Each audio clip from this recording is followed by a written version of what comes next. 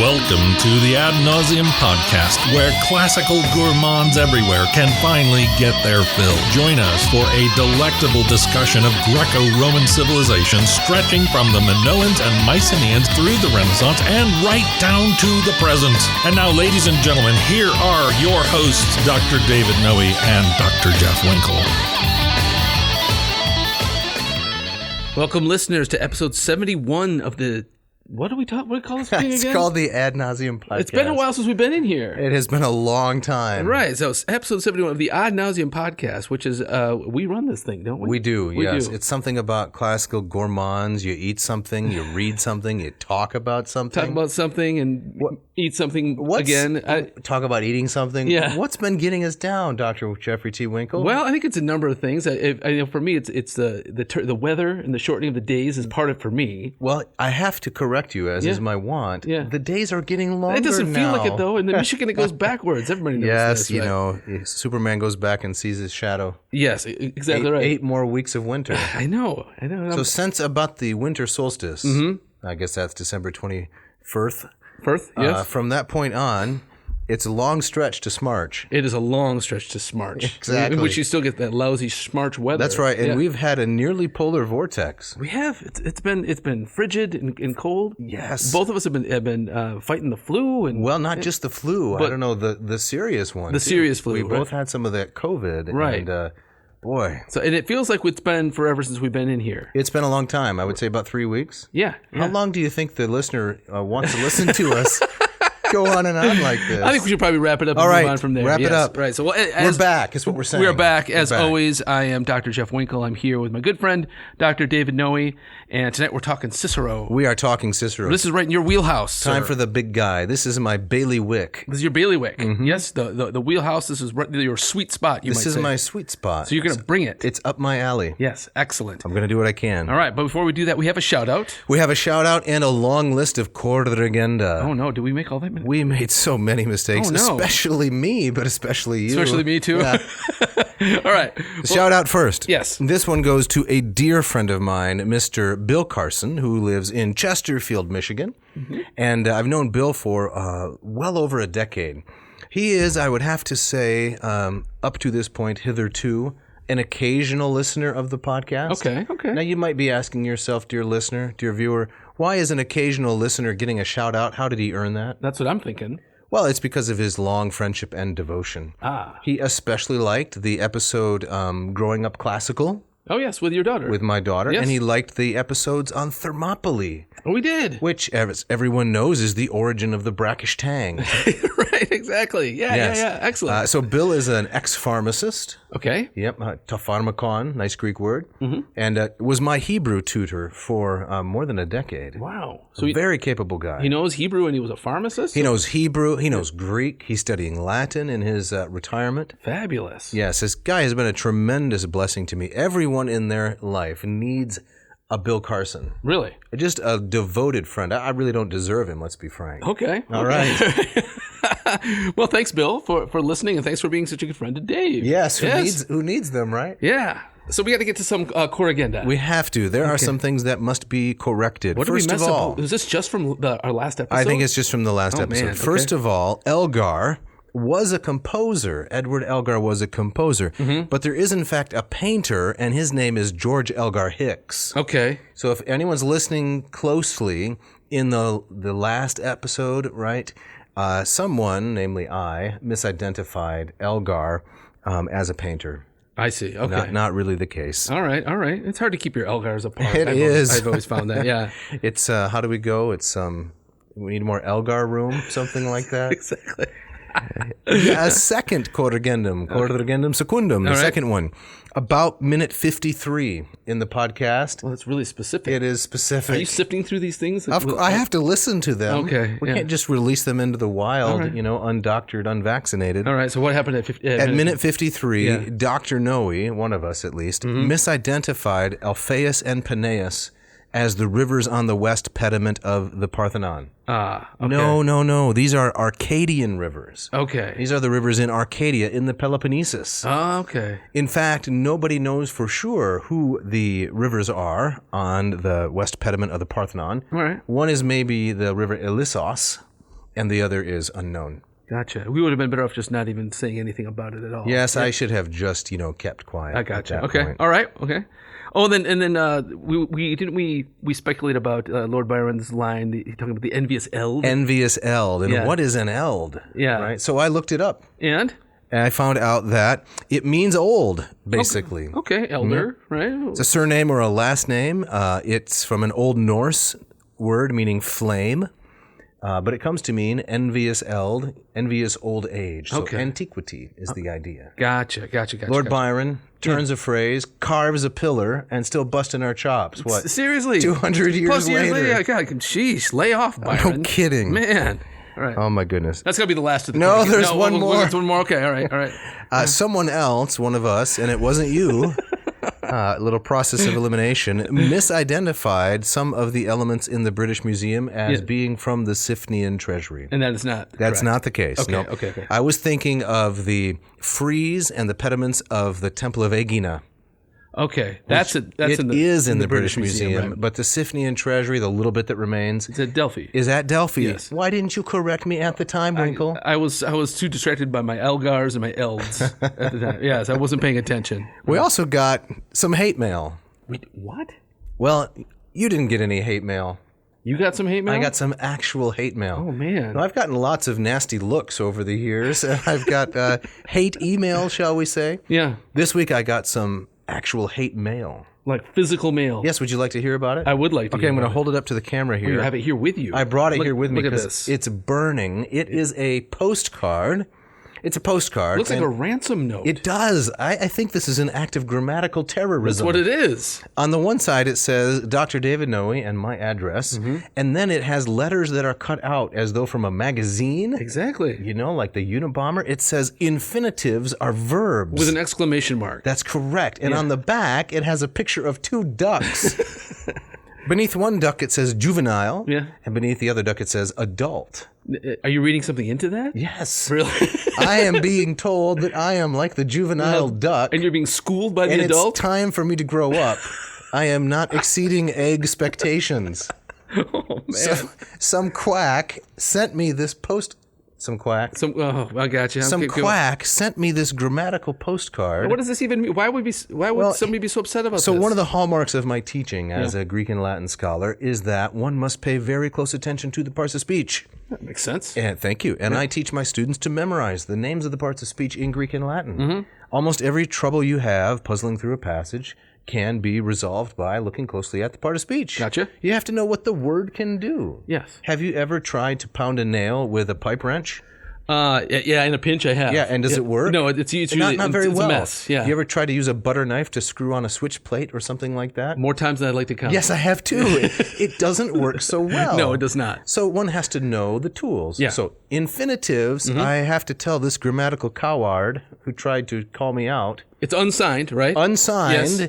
I even tried to check the origin. It says Metroplex, Michigan, which is the Detroit area. They call it the Metroplex? They call it the Metroplex. Sounds So like a I think I mall. have tracked down the individual, and he's listening, and Yeah. I'm glad to report there's no actual violence behind it, but there is loads of cowardice. Oh, without a doubt. You want to have a grammatical debate with me? Yeah. Fine, I'm ready. Let's go. We'll have a throwdown, as Yeah. they say. But sign your Sign name. your name. Sign your name. So infinitives are not verbs. They're not. They are nouns. Oh, okay. In English, to run is painful. To eat is relaxing. Those are infinitives that are nouns. Hmm. In Greek and Latin, it's the same way. Okay. I can get really upset about this. can We see could that. we could devote the whole episode. Right. But like in Latin, the principal parts, the second principal part of a verb, That is infinitive. is the infinitive. So- Yes, it is a verbal noun. Okay. Which means that it has verbal qualities, but its core identity Yes. is a noun. I see. Okay. So you are a podcaster, a guitarist, a father, all these things. Yes. But those are qualities, right? Yes. You have a core identity. Yes. I'm not sure what it is. Yeah. Me either. Yeah. Chocolate center, maybe, but Nougat. the infinitive is a noun. Okay. You're standing by this. I mean, all this the is best, bedrock. all the Yeah. best grammars from the 19th century and the early 20th, before people forgot what philology is, clearly state that infinitives are nouns. They're substantives. So not only is this some grammatical terrorism, it's obscene. It's ignorant. Ignorant. Yes. Okay. Oh, some ignoramus sent me this. It set me off. Yeah. I had a very bad Thursday, let me say. So you've been carrying this around for a few days. Okay. Yes. Okay. It is akin to saying that the Earth is the center of the solar system. Wow. It's like calling celery a fruit. My goodness. It's that bad. It's off the charts. All right. So we just better set it down. Yeah, you're going to get all worked up. Leave it alone. Yeah. You're out there. You know who you are, and so I'm calling you out. Let's have a grammatical throwdown. Infinitives are nouns. That'd be a good episode. Yes, quod erat demonstrandum. That which had to be demonstrated has now been proven. There we go. There we go. There's no need for a debate. That's it. The problem has been solved. It would be superfluous. All right, Dave, tell us a little bit about what we're talking about tonight. Since we said Cicero, but it's more specific than that. It's been very grammatical thus far. I'm going to have to reorient my gears here. Do you need a moment? I probably need a moment of silence. Just to gather yourself? All right. Errare est humanum. I'm gonna set this. You better set that off to the side. Off to the side. Errare est humanum, right? Yes. To make mistakes is human. Errare. Would you call that an infinitive? No, I'd say that's a verbal careful. noun. It's a verbal noun. Yeah, it's a verbally noun. There you go. It's a verbal noun. Okay. All right. All right. We're going to talk about Cicero. Specifically, we're going to talk about his philosophical treatise De Natura Deorum. Okay. The nature of the gods, or we might translate it more idiomatically, what's up with the gods? What's up with the gods? Yeah. Because remember, we did that 4-parter on Epicurus and Epicureanism. And we offered lots of what we thought were better titles. The whole shebang. The whole shebang. Is that, the whole enchilada.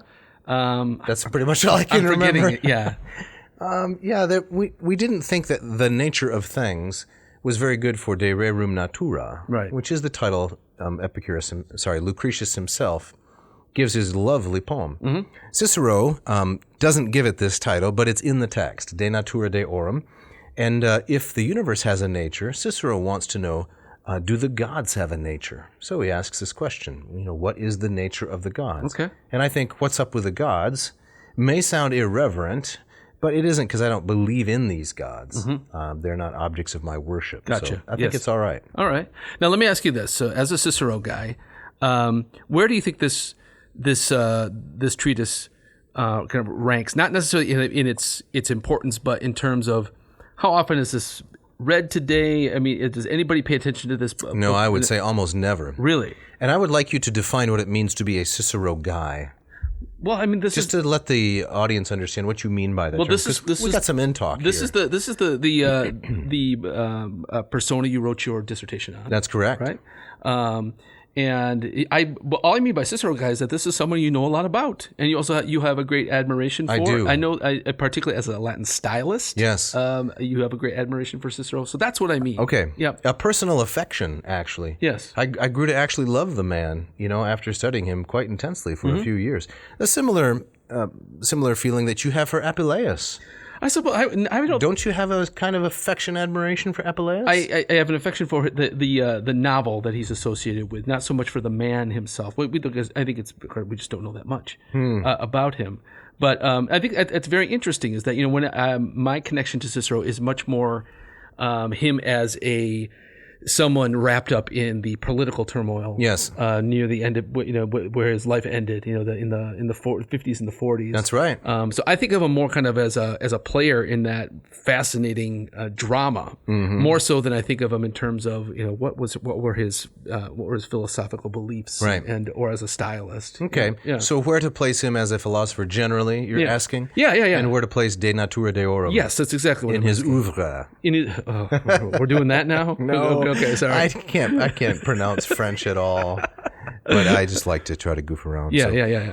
So as we know, Cicero, born in 106, died in 43. Yes. And the listener can go check out a date which will live in infamy. All right. A relatively early episode back in December of 20? 20. Right? Yep. So he was forced to retire from politics with the rise of the First Triumvirate, right? This is prior to the assassination of Julius Caesar, which of course is March of 44. Yep. And prior to his own assassination at the hands of Mark Antony, December 7, 43. Yes. Correct. So before this happened, Cicero was forced out of politics temporarily And it coincided with the death of his daughter, Tullia, Yes. right? Whom he calls Tulliola, my little Tully, right? And students are always shocked at how unimaginative Roman fathers are, right? They name their daughters after themselves. Yes. So Terentius, his daughter is... Terentia. Yeah, and Porcius, like, Porcius Cato, Marcus Porcius Cato, his daughter is Portia, right? Yes. And Lucius has a daughter, Lucia, so on and so forth. Yeah, it's very predictable. That's right. If you're Julius, you have Julia, and if you have a second Julia, It's also Julia. it's also Julia. Yeah, exactly. Big Julia, Julia Major, and little Julia, Julia Minor. I wouldn't want to be known as Big Julia. I would It's not just terrible. either. Yeah, so injecting pastry horns. In any event, All right. she died, and he was forced out of politics. This is a double whammy of sorrow for a man who has, however selfishly and vaingloriously, given his life to the Republic Yes. that he loves. Now, what year? Do you know what year does till 45. 45. Okay. I can't remember if it's spring 45 or fall. So it's quite near the end of his life. Oh, yes. Okay. And this was a body blow because he was already divorced from his wife Terentia. Mm-hmm. His son, also named Marcus Tullius Cicero, was not living up to the father's expectations. He was a slouch, a real slouch. He's off in Athens studying philosophy, supposedly under Critippus.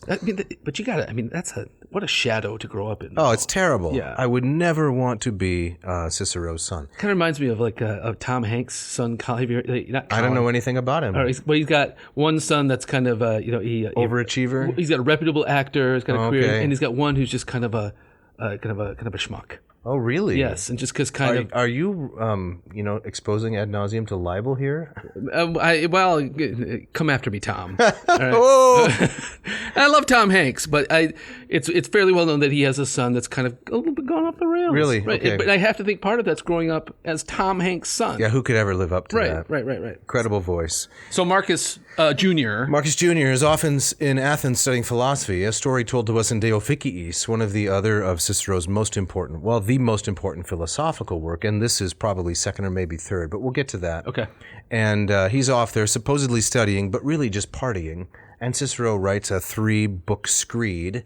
It's a philosophical treatise, an epistolary treatise, allegedly addressed to his son, but really addressed to posterity about what it means to be a moral and virtuous politician. Wow.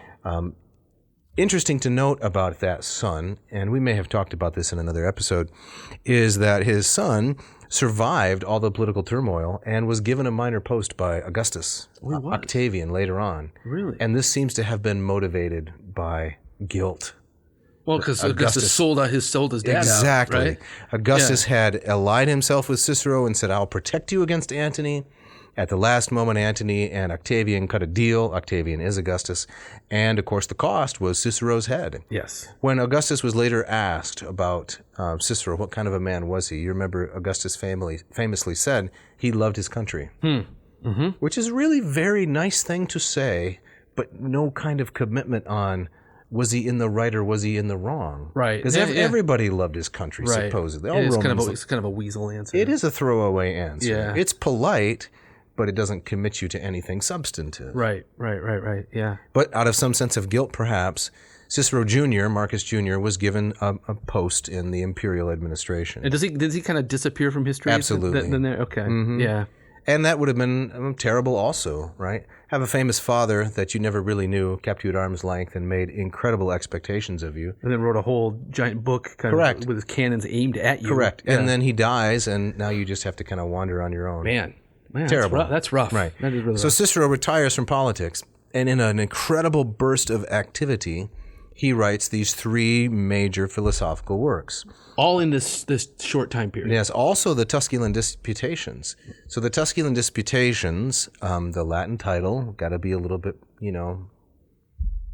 something. Disputationes Tusculunae, right? So you want something more there? You want something better? No. Okay. All right, okay. I was just waiting for you to, jab me a little bit for being pedantic. No. I'm used to it by now. Pedant, nice. Pedant away, right? Pedant away, yeah. Tusculan Disputations, dialogues set at his villa, following along Platonic lines about the immortality of the soul. Interesting, there are no really good, to my knowledge, there are no really excellent translations of the Tusculan Disputations. Here's your next project. I've thought about it. Add it to the list. Yeah. So but a lot of this has got to be, talking about the immortality of the soul. He's consoling himself because he wants to think of his daughter as surviving metaphysically. That's right. Yeah. He also wrote a Consolatio to himself, which is a smaller work, most of which does not survive. Okay. But some of these works were instrumental in turning Augustine of Hippo away from Manichaeism, his early error, to paganism, right? He became a full-scale Platonist, Augustine did, and from there he became a Christian later on. Yes. And Cicero was instrumental in that turn. Okay. This is a subject for a different That'd be episode. That sounds like a great episode. Absolutely. Yeah. Right. So he retires, he writes Tusculan Disputations. At the same time, De Natura Deorum, released about the same time, in 3 books, and we're going to deal with it for 3 more episodes. So this one, I should say 2 more. This one and 2 more episodes will be on the Tusculan Disputations. Then he releases De Finibus Bonorum et Malorum, The Limits of Good and Evil. We talked about that a little bit in the Helluare Libris episode. Oh, yeah. The gorging on books. Yes. Right. Yeah. And then, of course, the magnum opus is De Officiis. On ethics, what it means to be an ethical person. Gotcha. Now, my sense from Cicero was always that he was very involved in the political arena, and he was consul and he was knee deep in this kind of stuff. But I always got the impression from my understanding of Cicero is that he never really had the stomach for it when it kind of came to kind of the killer instinct. He didn't. Would you disagree with that? It just seemed like that wasn't where, like, when you see him kind of being removed from that, and suddenly he explodes as a writer and as a thinker, it makes you wonder what he could have done if he hadn't been so kind of tied up in the political wranglings of his era. You mean he may have been an even more accomplished thinker? Yes, right. But the famous detail is that he was left out of the plot against Caesar. Correct. Right? And it was because he couldn't be trusted, it's kind of like a finger to the wind kind of guy. Definitely. You're right. Well, I think that what you're putting your finger on, so to speak, is that he was famously vacillating. When Julius Caesar, and we're going to review a little bit of the date that will live in infamy, but that's all right. Yeah. When Caesar crosses the Rubicon and comes down into Italy, Cicero has to decide, do I side with Caesar, who's the obvious future, but whose principles are frightening and dangerous, or do I side with Pompey, who is also an opportunist, but seems to be a little more committed to traditional government as Cicero sees it? Yeah. And he picks reluctantly, the dud. Yeah. He picks Pompey. And he, follows him off to Greece with all of the rest of the... all of the rest of the Senate and so forth. He doesn't make it all the way to Greece, if I'm remembering correctly. Yeah. And then he comes, kind of skulking back to Rome, where Caesar pardons him. Yeah, right? That's right. So, yes, he was famously vacillating. He didn't have that cutthroat instinct. Yeah. And was left out of the triumvirate. Right. Twice. Right. He was always on the periphery. Now, was he on the periphery because he lacked talent, or because he had principles that he was willing to die for? It's an open question. But he definitely did, in the end, die for his principles. Without a doubt. Whether he did that from heroism or clumsiness, it ended up in the same spot. Right. Okay, yeah, that answers my question. Okay. Yeah. So let's get to our opening quote here, which I notice it's from your dissertation. It is from my dissertation, which is going on 20 years now. Wow. Okay. Actually, I wrote this 20 years ago, and I defended it in 2003. It was about the same time as you? Yeah, I think I defended it in 2002. 2002, you're ahead of me. All right. Yep. So this is from my dissertation. I got to get a little bit of mileage out of this because, it hasn't served me that much yet. Okay. Well, let's dive in. The title is Oikeosis, Ratio, and Natura. Okay. Now, oikeosis. Oikeosis. Okay, define it, please. Oikeosis is from the Greek word oikia. It's related to it, which means a house. And so oikeosis is things that belong to you. Okay. So this is best translated as self-appropriation. Right? Okay. So the Stoic idea, which we will deal with more when we get to Book 2 of De Natura Deorum, which is on the Stoics, is that we are all naturally born with a desire for self-preservation. Epicureans were born with a desire for pleasure. Stoics say, no, we are born with a desire for self-preservation. We just want to live, right? And so the way you do that is you take to yourself things that further your survival. And this is called oikeiosis by the Greek Stoic philosophers. The Latin term is commendatio, to take things to yourself. Okay. So the idea is oikeiosis ratio and natura, and then of course every dissertation needs a colon. A colon. Yes. The Stoic challenge to Cicero's academism in De Finibus and De Natura Deorum. Okay. Now, I don't want to get too kind of far off track here, but maybe you could share a little bit about kind of what led you to this topic. How did you kind of settle on this? Well, once I had chosen Cicero, I was fascinated by Stoicism. Okay. And once I was fascinated by Stoicism, I was curious about the relationship between Cicero's, kind of like what you were saying. Your question a moment ago is the genesis of my topic. Okay. How can a person who is a self-proclaimed academic, which was Cicero. Now, academism, remember, is you only find you follow what's probable. Yes. You don't really know truth from error. You choose what's probable. Yes. And I thought, how can a person with that kind of philosophy have success in Roman politics? Because it's a very bad stump speech to get up and say, my principles, my platform is do whatever seems wisest at the moment. Right. Yeah. Vote for me and I promise you 4 years of discriminating difficult decisions. Yes, exactly. That's not a platform. If you can't be with the one you love the one you're with. Exactly. Gotcha. All right. Maybe John F. Kennedy said things like this. I don't know. Ask not what your country can do for you. Right? Yeah. That's not really a political program. It's a sentiment. Yes. And I don't see how someone can get elected now this is how stupid I am, but how you can get elected just based on sentiment. Well, of course you can. Yes, right. That is politics, right? Exactly. It's driven by sentiment. But I didn't think it would work for the Romans. Yes.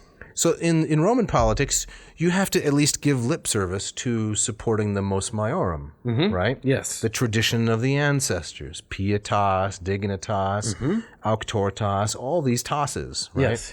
Yeah. And so how could Cicero do that? Right. And those things have a kind of they're grounded in some sense. They're grounded content. in tradition. So Right. as someone from his school, Correct. To kind of seize upon those things would be going against his Absolutely. philosophical program. Okay. So compare him to someone like Lucretius, right? Lucretius as an Epicurean, how does he maneuver in Roman politics? Well, it's by complete absence from Roman politics. I'm just going to stay out of Roman politics. Yes. And Virgil similarly, he had lots of skill and talent. He could have been some minor official probably in Augustus's regime. Yeah. But he survives by getting out of politics altogether. Right. Which is really an Epicurean impulse. Right. So what is Cicero going to do as an academic? Well, so what I tried to argue was that although he claims to be an academic, you really have to follow a kind of stoicism if you're going to participate in Roman politics, because of the three schools of philosophy, Stoicism is the only one close to traditional Roman morality. I see. That's the genesis. So now as we walk through the De Natura Deorum, are we going to kind of see Cicero himself kind of ultimately siding with the It's one complicated. School? Okay. Yeah, All and right. the ending of Book 3 is especially interesting because he will end up saying something along the lines of, well, I don't find Kata, the academic, especially persuasive, but then there's also problems with the Stoicism. Okay. Right? So he has great admiration for Stoic logic. The Stoics were masters of logic, apparently. And he will say that Stoicism has helped him a lot as a public speaker. Okay. Formulating arguments and so forth. Gotcha. But at the end of the day, he says he still really wants to be an academic. And you kind of think, well, Cicero, you're trying too hard to preserve your independence of thought because all of your politics, they follow along a different track. Yeah. Make sense? Yeah, I gotcha. Yeah, very interesting. Okay. And so that was the central problem, that kind of that dichotomy that you were exploring in your decision. And I managed to drag it out for 230 pages. Not bad. Not bad at all. Funny story, maybe I told this already, but I got up to 280 pages. Okay. Thinking it needed to be really long. Yeah. Sent the first draft to my advisor who said, this is way too long. You need to cut out 60, 70 pages. I thought, why didn't you tell me this 2 months ago? Wasted all this time. I just want to get done at this point. I just want to finish. So you had to cut a couple chapters? It was good. I had to cut. Okay. There was a lot of fluff. All right. Yeah, I like these episodes. So, all right. Why don't you read this? You want the Ope quote? Please do. There is a rift. I'll try to read it in the voice of the author. Oh, that'd be nice for the audience. Yes, I like that. There is a rift in the philosophical thought of Cicero, a latent divide noticeable to anyone who reads his works with care. On the one hand, we have the author's express profession of allegiance to the academic school at many important points. On the other side of this rift, however, we find the Cicero of the law courts, Procestio and Procilio, and of the earlier dialogues, De Republica in particular, presenting arguments based on the immutability of the natural law, that's an important phrase, and the reliability of traditional Roman morality and customs. Moreover, this concern for traditional and conservative virtues was derived primarily from the Mos Maiorum of Rome, that conglomeration of civic and private obligations that had a long history in Roman life. So far, it's reading like a dissertation, wouldn't you say? Yeah, it's very clear, though. Okay. Yeah. This is a non-controversial claim. Nor is there much debate that of the three Hellenistic schools, only Stoicism shared considerable common ground with this tradition. But it seems clear that if we grant that Cicero's engagement in Roman civic life was an attempt, at least, at a deliberate application of his philosophical convictions to the political realm, an immediate discrepancy is noticed between the academic suspension of judgment he formerly espoused and the strong concerns for absolute justice and law that seemed to exercise him. Okay. Now, just a immediate thought as reading that, and we were talking about Cicero as kind of a vacillating politician. Right. Could we see Cicero as someone who just kind of changes masks based on what arena he's in? Yes, and that is the traditional interpretation of him. Okay. When I say traditional, everyone admired Cicero enormously until maybe the rediscovery of his letters during the Renaissance by Petrarch. Before that, we didn't know how conniving he was in private. Ah, okay. Because his letters weren't in circulation. And then Petrarch discovered them in the 14th century, late 14th, early 15th century, published these, and now we see the inner workings of the man, right? Yeah. So I don't know what kind of a person you are, Winkle. Well, actually, I do. You're a great guy. Yeah, well, thank you. You're welcome. Yeah. But if we had to rifle through your Gmail archive, we would find maybe a slightly different image of Who could stand? Jeffrey Thomas Winkle. Probably, right. And if you look through my Gmail archive, whoa, you talk about a rift. Right. Well, I mean, with the letters, we discover that Cicero's a human being. Yes. Right. And if you only have someone's kind of polished work, you're just dealing with a statue. Exactly. And private moments, are private. When people are watching us, we act differently because, I think we do, right? We want to live up to our better angels or to the things we publicly profess if we have an integrated personality. Exactly. So we find out that Cicero's a human being when his correspondence is rediscovered. Then also in the 19th century, there's a German history of Rome named Theodor Mommsen. I think he's German. I'm quite sure. But in any event, Cicero's reputation as an original thinker reached an all-time low under Mommsen. Now, where's this coming from? Is it just from that German school at that particular time, or this been kind of building for a while? My understanding is that as more and more is learned about the sources on which Cicero relied, primarily Greek philosophy, there's tremendous admiration for the creativity and originality of the Greeks. Right? So after Plato and Aristotle, but before guys like Cicero and Seneca, there are a lot of philosophers of that 300-year gap whose works are mostly lost. Yeah. As some of these are rediscovered, we find out a lot of Cicero's thought is in no way original. And so then, a romantic desire, I would say, for originality led to Cicero's reputation, diminishing significantly. Now, a couple of things there, though. One, we know, say in like poetry and literature, originality, as we often kind of think of that, is not necessarily prized, right? It's an homage, right? You never saw it among the ancients. You're saying among the ancients, absolutely, right? And so I think we need to clarify what we mean by original. No one would think to outdo Homer. No. But you might kind of add your own particular color. Well, the goal is to rival Homer, right, by imitating him. Yes. And then maybe, like you say, add a little bit of color. Maybe add here and there some touches. Here's an example. Okay. See how this works.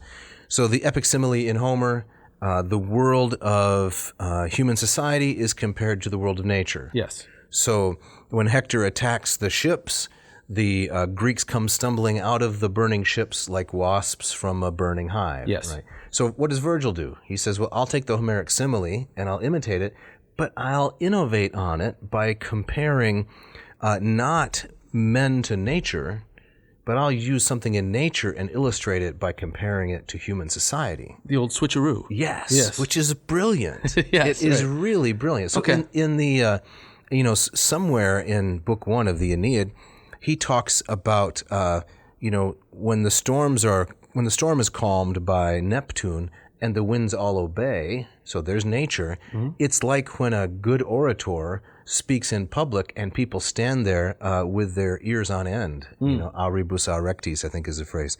So he's taken the basic Homeric simile, but he's tweaking it a little bit. Right. That's a different kind of originality than people expect today. Yes, exactly right. So I wonder if some kind of clarification along those lines might kind of a different understanding of originality might be kind of a false criticism of Cicero. Definitely. All right. And then second, does Cicero as a philosopher ever claim, I am telling you something new? No, he in fact says the precise opposite. Okay, he then. explicitly says the opposite. Okay. He says, all these ideas are Greek. All that I do is add words in which I have an abundance, right? Something like equibus abundo, right? I have a huge supply of these. So Yes.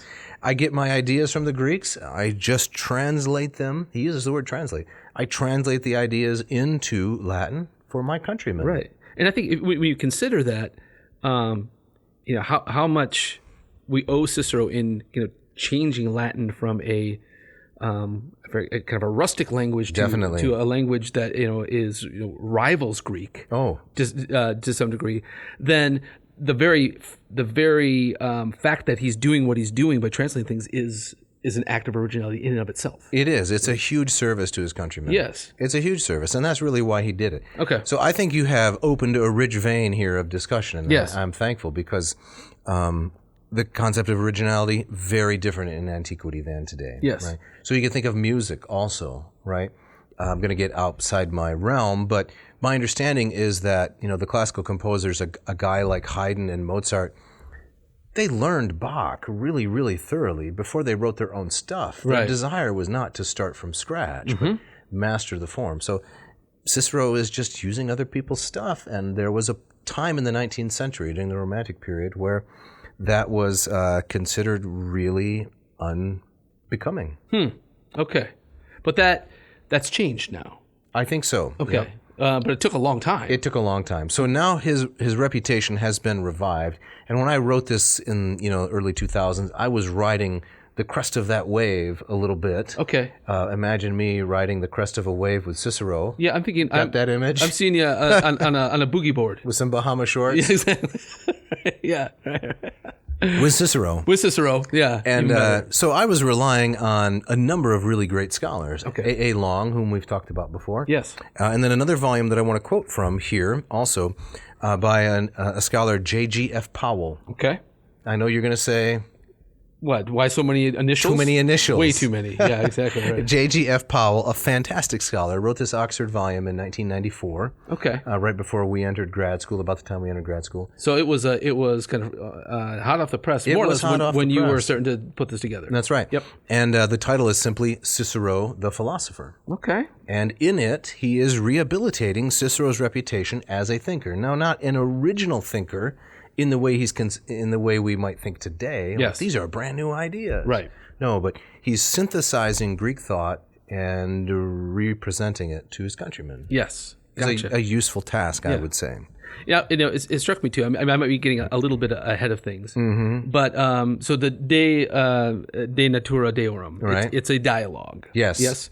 So he's clearly in some ways taking his cue from Plato. Yes, and we have to talk about that at some length. Right. But what struck me as I was kind of looking through book one is that in some ways he's taken kind of the Platonic structure and he's flipped it. You're right. And so it's no longer kind of Socrates kind of embarrassing people. Correct. So it doesn't, in the dialogue, it's not Cicero showing up and kind of making people look foolish. He's almost taking he's invited these three great thinkers, who I think they may be They represent the different schools, right? And they're over from Greece because of the Mithridatic War. Isn't that right? Well, the actual characters in the dialogue are Romans. Oh, okay. But you're right. He is drawing from the education he got from these Greek Greek experts. That's it. And then he's just dressing them up, right? Right. So it's Philosophia togata is how it's often called. Right? Okay. Philosophy wearing a toga. Right. Which is, despite pop culture, not a Greek garment, right? Right, exactly. Not a Greek article of clothing. No, not at all. The toga is Roman. Very, very Roman. So the Philosophia togata, right? Philosophy wearing a toga, it's Roman now. So someone hearing or reading this dialogue likely would have been familiar with the Platonic way of doing things. Definitely. And they would have recognized, I get it, but this is also something kind of new. Yes. Okay, and so a good argument that can be made is Cicero's originality lies, like you were saying, in the way in which he presents familiar material. Yes. Yeah. And he was so deeply ambitious, too. I mean, just unbelievably ambitious. Not only did he want to be the Roman Demosthenes, right, as the great orator, and he probably achieved that. Yeah. He wanted to be the Roman Plato also. And nobody thinks that he achieved that, but he comes closer than anybody else. Right. He's the closest also ran. That's pretty good. That's not bad. Right? You get inducted into the Hall of Fame as, the second best quarterback or whatever. Yeah. That's not bad. Yeah. Right. So one thing before we go to our commercial break is you could quarrel here with this part I said in the opening quote. If we grant that Cicero's engagement in Roman civic life was an attempt at a deliberate application of his philosophical convictions to the political realm, that's a real potential weakness in my thesis, right? So you have to accept that to go where you're going. That he's actually trying to take things he really believes in and put them into practice in politics. Okay. And maybe that's naive. Maybe it is just a power game. He doesn't really have any convictions. It's just, how do I get elected? How do I get the results I want? See, I don't want to believe that. That it was just pure ambition? Correct. And I don't think it's true, but who knows for sure. Gotcha. Okay. All right. Well, let's pick this up after the commercials.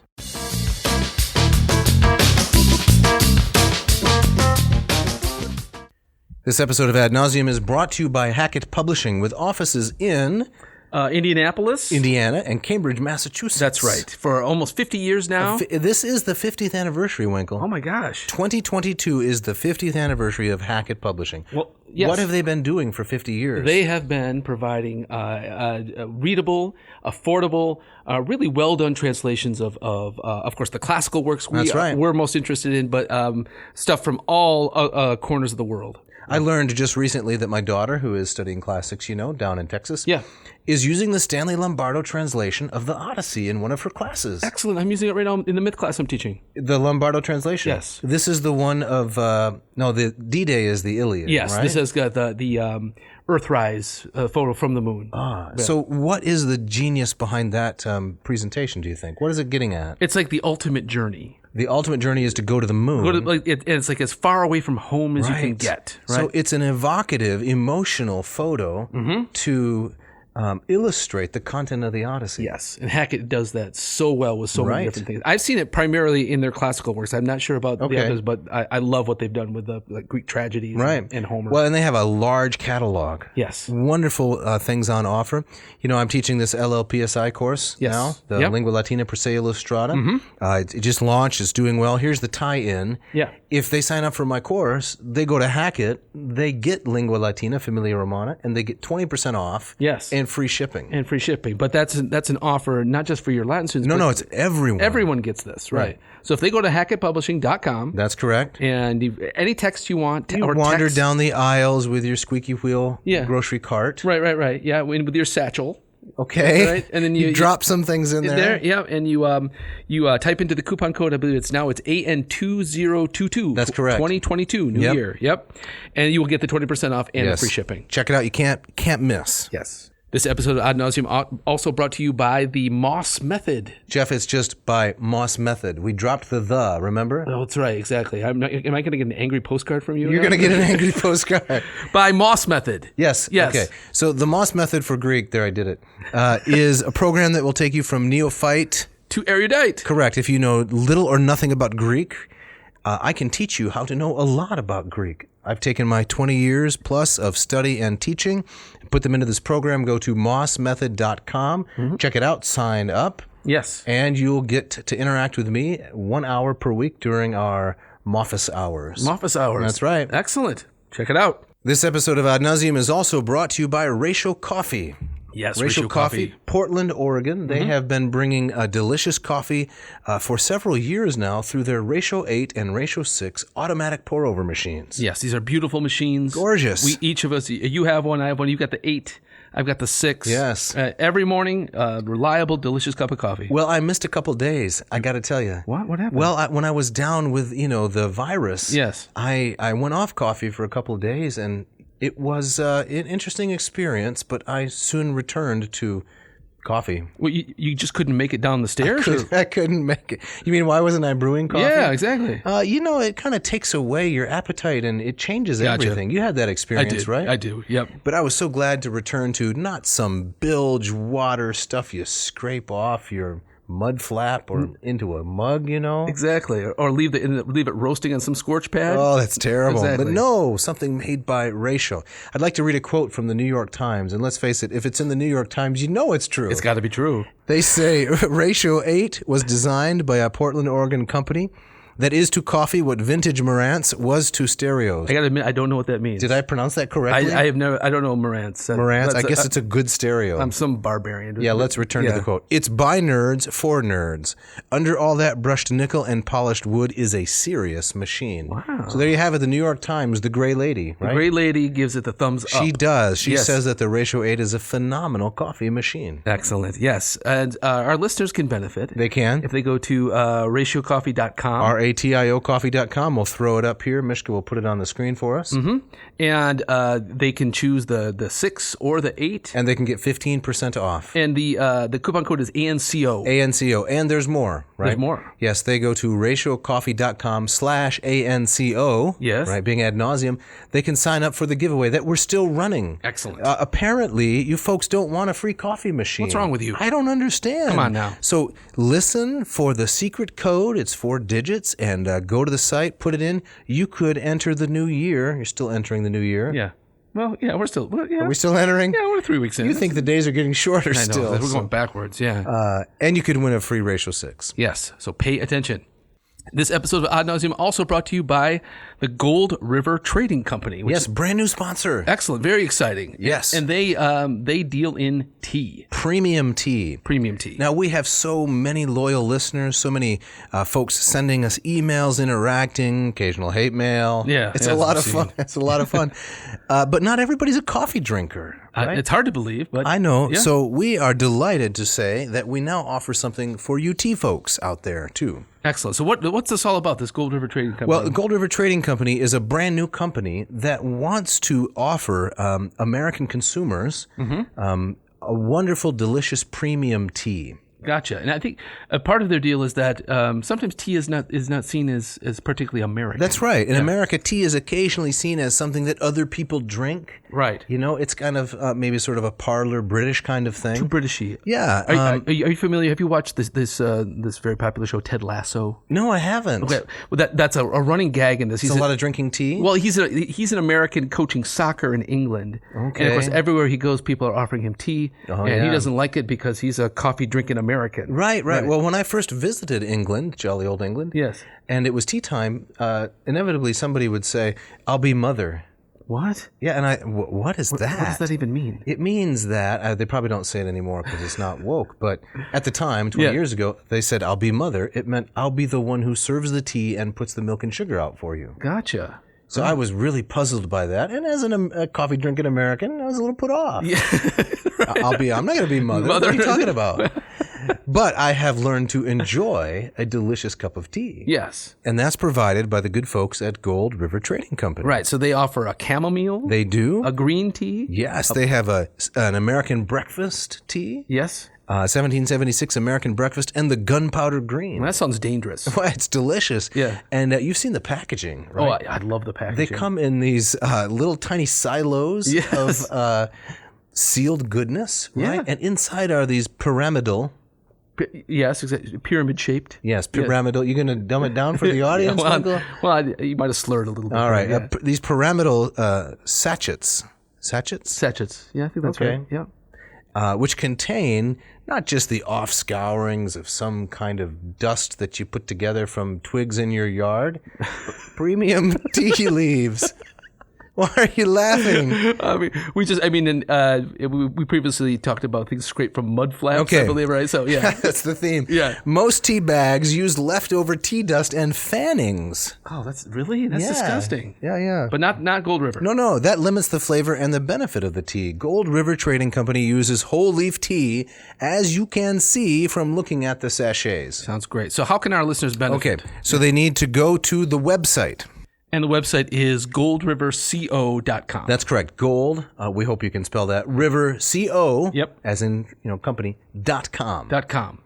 And the coupon code? Well, they got to enter a coupon code when they have selected their delicious tea items. And the coupon code is ANTEA.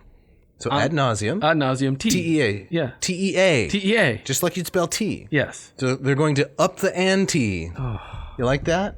Actually, I do like that. Do you like well that? Done. Well done. Yeah. So check it out. You're going to love the tea. It's delicious. It has, it's really some excellent product. Very excited to welcome Gold River. And finally, this episode is brought to you by a brand new Latin program that I'm offering. Excellent. Tell us about it. Well, this is through Latin Per Diem, the website.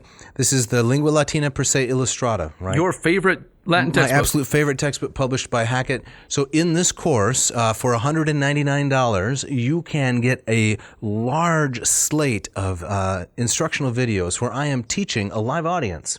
I am teaching them through this book, Lingua Latina Per Se Illustrata. You get audio exercises. You get me grading your exercises. You learn some Latin composition.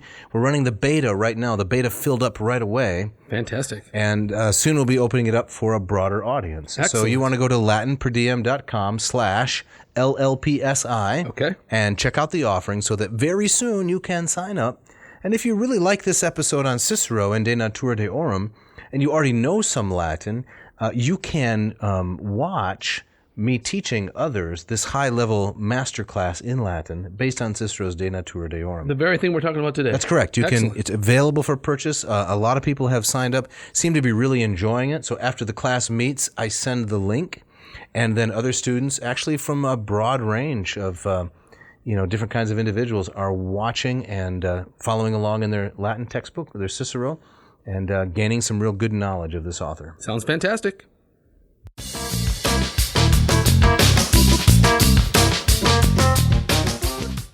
All right, Dave, so as we get back into this, we should probably get around to the De Natura Deorum itself, right? Do you think we haven't been there? Well, we've been talking a lot of, I think, key, interesting stuff, foundational stuff, but we did promise we were going to talk about this particular work. Exactly. All right, so where should we start here? You want to talk a bit about maybe like the structure of the work? Well, I want to pause just a minute and talk about Cicero's work in philosophy, which ties into the structure very closely. Okay. So it is not a coincidence that this work has 3 books. It has 3 books because there are 3 leading schools of Hellenistic philosophy, right? Hellenistic philosophy is everything basically from the death of Aristotle, which is 1 year after the death of Alexander the Great, right? 322. Yes. Death of Aristotle down to Augustus. That's the Hellenistic era. Right. Like Peter Green's famous Alexander to Actium. Yes. Right? That yes. volume. That's the Hellenistic era. So the 3 schools are all the heirs of Plato, Epicureans, Stoics, academics. Okay. Those are the 3 schools. So we've got 3 books also in De Natura Deorum. Book 1 is, what do the Epicureans think about the gods? Now we're going to go a little bit light on book 1, as we already said, because we've covered Epicureanism, quite extensively in those previous episodes. Yes. Book 2 is, what do the Stoics think about the gods? Book 3 is, what do the academics think about the gods? Okay. So the structure is really conducive to instruction, I would say. Cicero is a master teacher. He has in his mind's eye always, how do I get this complicated Greek material to a Roman audience that really isn't all that interested in philosophy? Right. They're a practical-minded people. Right. Now, as I understand it, so he's writing this in the 40s. That's right. Near the end of his life. Right. But he's basing it on a discussion that he did have with these 3 guys about 30 years before. Yes, right? that's right, around 79, 78. Okay. So just like the Platonic dialogues, there is both an actual date of composition, right? A date of composition, and then there's you might call a literary date, right? So when Socrates, is debating about politics and ethics and so forth, this is all prior to 399. Yes, when of course. he was assassinated or executed. Yep. But Plato, right, is writing these as much as 20 to 30 years after, perhaps. He could have been writing them in the 380s, 370s, even 360s. It's possible. Similarly, Cicero has the historical date, and he's got the literary date. Right. So, in terms of kind of understanding this work as the same thing with Plato, were these things literally said? Right. It's not really the point. It's not really the point. Right. But I think it's important to note this because it presents itself as like you are there. Right. Yes, exactly. And Cicero was not a dilettante philosophically. He was a serious student. So although he was an orator, a lawyer, philosophy was his avocation all life long. And I guess that's what endears him to me as well. Right? I'm not really a professional philosopher, but I like the idea that you can be really good at one thing, hopefully, and you can have another interest that you pursue avidly, just because you like it. Right. And that's Cicero. Yeah. So I'd like to read from the Rackham introduction. So Rackham is the Loeb edition. It's in the public domain, and it's in the introduction. It's Roman numeral page 10. He says, Cicero studied philosophy in his youth under the heads of all the three leading schools. For Philo of the Academy, Diodotus the Stoic, and Phaedrus the Epicurean all came to Rome to escape the disturbances of the Mithridatic War. Yes. So this is late 80s, early 70s. Gotcha, yes. Turmoil in Athens. There was a migration of philosophers from Athens to Rome. Yes. Right? Very similar thing happened during the Renaissance, actually. It launched the Renaissance when Constantinople fell in 1453. All these Greeks come to Italy. Right. So history repeats itself.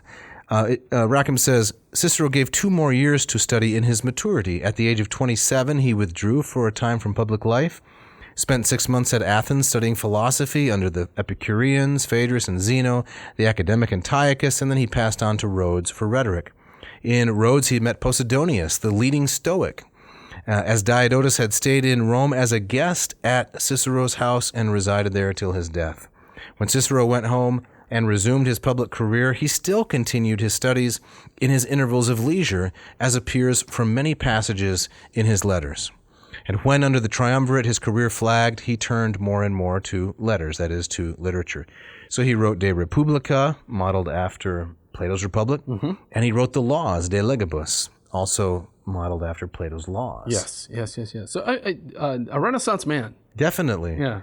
And okay, so maybe his thought isn't original. Maybe he's just channeling Greek philosophy.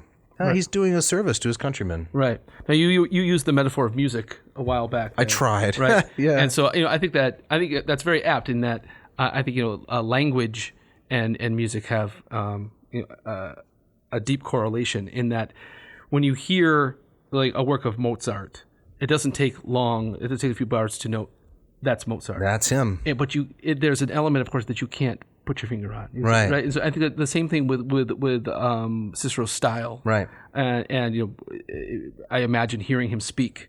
There's probably that kind of mystical thing you can't quite put your finger on. Yes. But you hear it, you read it, you say that's Cicero. It's genius. It's genius. Absolutely. Right. And you can't quantify that. No. And so bring it back around to that question of originality. That's also I think a part of it as well. That those intangibles. Definitely. Yes.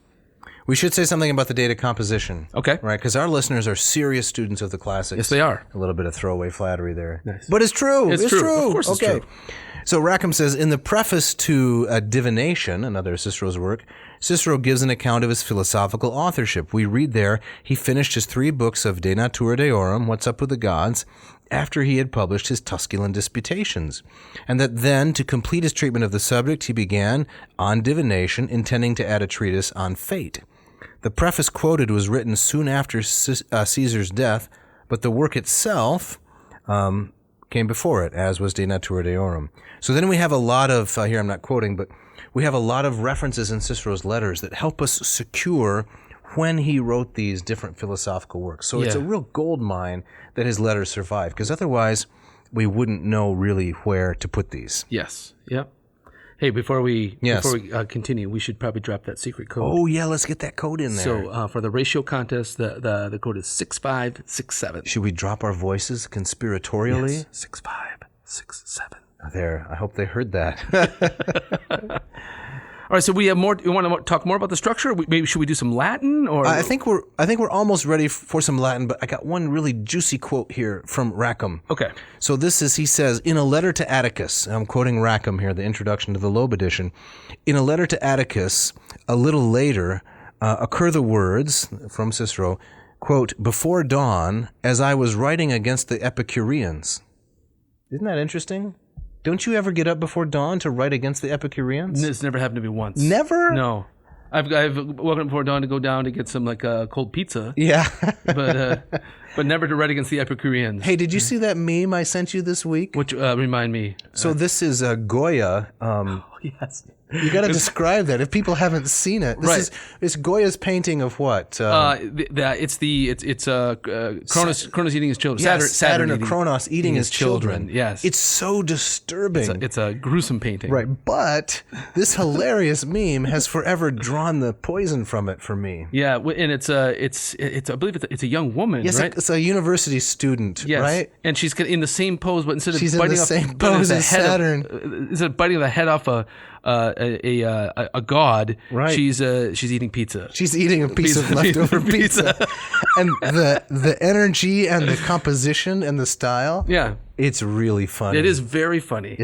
What do people do before memes? Who knows? But her pose in that, it's so dead on. Yeah, I wonder if she did that on purpose? She had to have. I thought it was maybe a candid.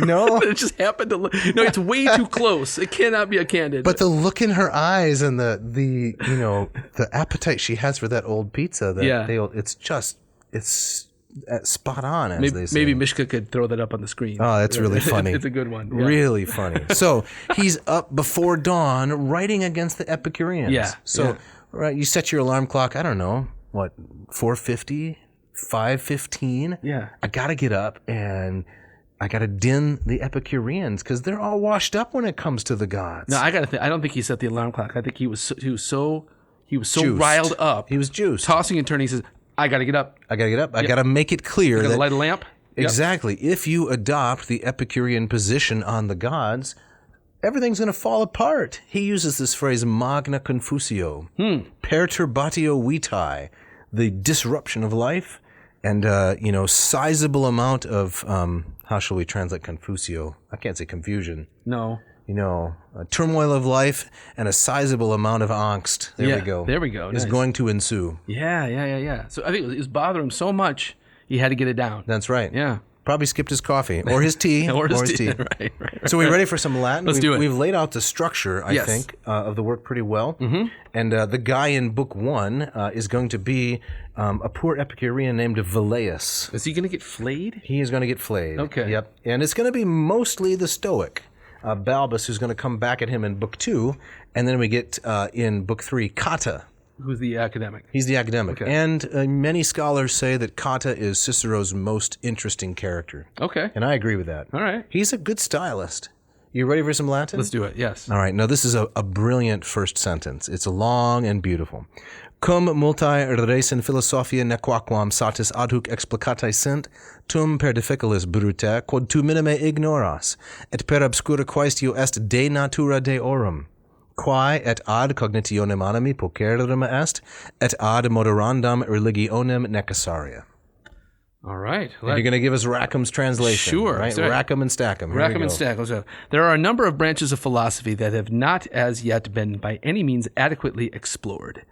But the inquiry into the nature of the gods, so this is where the title of it De Natura Deorum comes from, right? Yeah, they heard it. Which is both highly interesting in relation to the theory of the soul and fundamentally important for the regulation of religion, is one of special difficulty and obscurity, as you, Brutus, are well aware. That's correct. All right. So this is dedicated to Brutus. The Brutus? The Brutus, the tyrannicide. The et tu. That's the same one. Okay. The Kaisutechnon, the same guy. All right. So we've got just some beautiful Latin prose here with the per difficilis. It's really hard. this question, this one that deals with the gods, even though it is necessaria, he says, right, essential to understanding the soul and to practicing religion. So in order to get self-knowledge and to lead an ethical life, according to Cicero, you got to know what the gods are. Right. What's up with the gods? Right. Now, I wonder, we were talking about this as part of a consolation after the death of his daughter. I wonder if also part of this is, this is also an era where Julius Caesar is being apotheosized, right? Is he also almost, right? But it's in the water, it's in the air. And I wonder if that's also kind of a part of kind of he wanted to explore this question, because the whole kind of notion of religion, who are the gods, and can human beings be gods, is kind of out there. Yeah, I think that's kind of bringing it back down to earth. I don't know. I think that's fair. I think the general reading of late Republic intellectual feeling about religion is that most of these men were imposters. That religion was just something that you did in order to get by in the state. Because the people expected you to have a certain amount of piety. Right. After all, Julius Caesar was the Pontifex Maximus at one point. Right. He belonged to the college of priests and performed the sacrifices and go through all that. But did they really believe it? Right. In some ways, it seems like a modern question that wouldn't have occurred to them so much. Yeah, maybe so. There's a great scene in HBO's series Rome. Do you ever see that one? I haven't seen a full episode. Yeah, there's a scene where Julius Caesar arrives in Egypt, where he's about to meet Cleopatra, and he's being welcomed by the local magistrates, and it's full of kind of pomp and circumstance, but also lots of this kind of archaic Egyptian ritual. And there's a close up on the guy's face who plays Caesar, and he's just rolling his eyes. The way that Caesar is presented, that is someone who just sees this as all just kind of empty folderol. Right. And so I wonder if that... So he's entirely skeptical. Entirely. He just thinks it's all nonsense, but he also recognized, well, I got to play this game. Yeah. So one other point I'd really like to touch on here from the Proemium, before we start to look to wrap this up, is really on the first page. So I'm going to read a little bit of the Latin, and then we're going to dissect the three different kinds of positions that Cicero gives on the question of the gods. So he says, Velit in hoc quaestione plerique, quod maxime veri simila est, et quo omnes sese duce natura venimus, Deus esse dixerunt. Dubitara se Protagoras, nullos esse omnino Diagoras Melius, et Theodorus Cyrenaicis putaverunt. Okay, all right. So can you read that for us? So that translates, as regards the present subject, for example, most thinkers have affirmed that the gods exist, and this is the most probable view, and the one to which we are all led by nature's guidance. But Protagoras declared himself uncertain, and Diagoras of Milos and Theodorus of Cyrene held that there are no gods at all. Excellent. Right. So here, Cicero very, very clearly, and I think it is the basis of the rest of the work, so it's a good place to, stick a pin, you might say. He lays out the three different possibilities on the existence of the gods. He says the majority of people, plerique, have said that the gods exist. Deus esse dixerunt. Yes, there are gods. He says if they're following what is vera simile, what is closest to the truth, has the closest appearance of truth, and he says if we reach where nature leads us. So there's a really interesting ablative absolute here, duce natura, with nature as our guide. So this was kind of the jumping off point for most of my thinking on this topic is Cicero believes in a kind of natural law. Nature is benevolent. If nature's guiding you, you're going to end up at the position that the gods exist. So this is a bedrock principle of natural law and what came to be called natural theology. Is this a similar thing to what I'm thinking of a passage from Paul in Romans where he says, absolutely nobody really has an excuse because nature itself kind of speaks of the existence of God. Absolutely. Okay. Romans 1 and in Romans 2 as well. And so for that reason, this is Cicero's great, perhaps, circumstance, accidental consonance with the Christian faith is that there is a kind of natural law argument, a very clear one, right? Nature as guide, duce natura. So that's the first group, gods exist. The second group is Protagoras. He said that dubitara se, I don't really know, right? I'm uncertain. He's our man is the measure of all things guy, right? Exactly. After whom Plato wrote, on whom Plato wrote a dialogue. And Yes. It's named the Protagoras. Yep. The third position is that held by these guys who are outliers, Diagoras of Melius and Theodore of Cyrene, right? Who said that, No gods. nullos esse omnino. They don't exist at all. So those are the three positions. Yes, they exist probably. I'm not sure. Not sure. And no chance. Okay. Right. So that's what we're going to examine. Theists, agnostics, and atheists. Exactly. Okay. Yep. Yeah. Well, this is a setup for some great stuff, I think. It is for the next two episodes. Right, but we got to wrap it up. We do indeed. Up against the clock. We went kind of far afield this week, didn't we? We did, but I don't think no. I mean, I think it was necessary, right? Okay. I think maybe our listeners were expecting, from the title that we're going to dive right into these things. But I think a lot of that background and the comparisons and the setup was absolutely necessary. All right, so we got to start looking to the next episode. Yep. Which will be number 71. 72. 72, yes. Oh, yes. Yep. And we have some people to thank, don't we? We do. As always, we thank Mishka, our wonderful engineer, puts us all together. Adds the sound in, the graphics, producing the video edition, which is on the YouTubes. Yes, check out the YouTubes. And should we say in a kind of pleading fashion, please go to the YouTubes and subscribe? I don't think we need to plead yet. Okay. We can just gently prod at this point. I'll do some prodding, no pleading. Yep. Thanks also to Agricola. Agricola in the studio with us this evening. On site, doing all the video. And some excellent work. Yes. What about that great music? Well, the intro music is by screaming guitarist Mr. Scott Van Zen. Love it. Yep. And someday I'm going to throw up a picture of me and Scott. I got a photo with him, snapped a photo with him in Las Vegas. Just hanging out? No, not exactly. No, just said, hey, let's get a photo. Oh, gotcha. All right. And he was very gracious. Right. So combines a kind of Eddie Van Halen and Stevie Ray Vaughan. Really soulful player. Great stuff. And then also music from vocal coach extraordinaire, Miss Ken Tamplin. He's doing this series now. I mean, if you're into pop and rock music, which I know you are, and I like it too, he's comparing singers now and then. Oh, really? Yeah. Oh. So he's done some of the greats. This is how they used to sound. Oh. This sounds potentially depressing. It is pretty brutal because, if you don't keep your chops up, it's like studying Latin. You got to keep fresh. You're going to lose it. That's right. Okay. Well, I was thinking we should do something like that, right? But podcast now and then, laugh at old episodes of ourselves. Oh boy! Well, are we there yet? No, at least maybe after episode 100. Time for a cheesy clip show. Right. But listeners, we'd love to hear from you. If you want to shout out, let us know. If you got ideas for the show, you can write to Dave at adnauseam.com. Don't forget the V. Or Jeff. Yes. At adnauseam.com. Please don't forget the V, because if you spell it wrong and we won't get it. You look around on the internet, you're going to go to some dark places. Yeah, be careful, so please. just remember the V. Yes. All right. And I think I got the gustatory parting shot tonight. We're going to tell them what's on for next week, right? We got anything else to cover here? No, part two. Part two of De Natura Deorum on What's Up with the Gods. Exactly. We're going to talk about the Stoics. Okay. Yes. And you, Jeff, you do have the gustatory... Oh, one more thing. Uh-oh.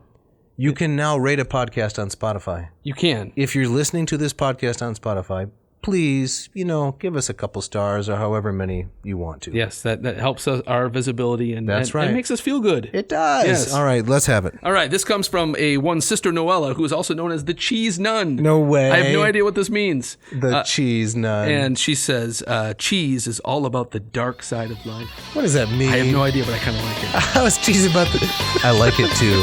Thanks for listening. Thanks.